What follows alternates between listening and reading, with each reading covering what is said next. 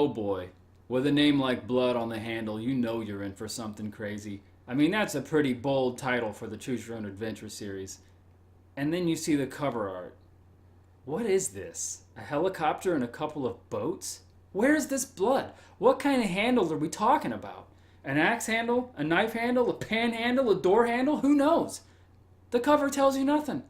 They really missed an opportunity here, but I suppose since the books are aimed at elementary to junior high age kids, they figure they shouldn't get too nuts on the cover. But hey, that grisly title is A-okay though. So what is this book about exactly? It turns out it actually is about a potential murder, and pretty much right off the bat you're confronted with it. This book is a little different from the earlier works in the series in that it takes its time before you're tasked with making a decision. You're about 7 pages in before there's a choice. This is book 94 in the series, and I've never gotten to these later books when I was reading these, so maybe they made some changes in these later ones. I welcomed the longer build-up before the first story branch. It was a nice change of pace. Also, this book pretty much only has one basic story with branches off of that storyline, so there's not really any like B or C story or whatever in this one. So, in this book, your parents disappeared on a sailboat a while back, and now you live with your Uncle Morgan in a big house in New England. This seems to be a recurring trope in several Choose Your Own Adventure books. The parents?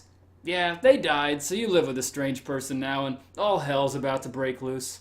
Your Uncle Morgan always has these strange visitors to the house who just come and go, and I would assume Morgan is a drug dealer, but that's probably too much for a Choose Your Own Adventure book. Actually, that should have been a book in this series. You are a drug dealer. Holy crap, I would have read that and howled with laughter. Anyway, one day you come home from school and there's no answer from anyone when you come in the door. Nothing from Morgan or the hired help.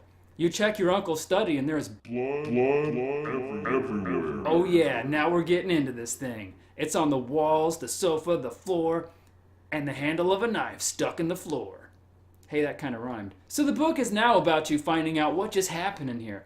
You can find yourself being chased by mysterious people in cars, hiding for your life, exploring the Museum of Mystery, and other plot branches. The basic storyline, though, is one of antiquities theft, and the plot doesn't deviate from that very much. The differences in the branches are whether the various characters, including your uncle, are in on it or not.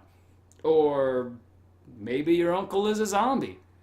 Yeah, there's one ending in this book that is just weird, and it is definitely the best one. Blood on the Handle was written by R.A. Montgomery, who has written tons of books in this series, and the illustrations are by Stephen Marchesi. I liked the art style in this book a lot. It was quite different from the normal style that you find in the series. Can we go back to that cover, though? What happened? The series had an iconic cover design, and for some reason they chose to change it up for these later books. Gone is the listing of how many endings there are. Maybe they thought that people were buying a book based on how many endings it had or didn't have, and they didn't want to announce that anymore. There's no more showing who illustrated the book, and that classic distinct Choose Your Own Adventure cover art style is replaced by something that looks more realistic. I really don't like this look. They had something that was instantly recognizable, and they traded it for something generic. I mean, if they didn't have the red rounded Choose Your Own Adventure logo on the top, I wouldn't even know this was a Choose Your Own Adventure book. They even got rid of the usual title font and replaced it with something else. I don't know, I guess they felt they needed to look like all the other books that were on the shelves at that time period, and that their original design was maybe getting dated. But I really think that was a bad move. And things only got worse from here. The logo itself changed at least 2 more times in these later books, and every time it was not an improvement. But is this book any good? Actually, it is somewhat interesting. I enjoyed it. But I'd say it's average for the series, though, and that Montgomery has done better books than this one. And I hope to dig into a few of those at some point. And the illustrations in this one are above average, in my opinion. It was nice to see some different drawing style compared to what I was used to.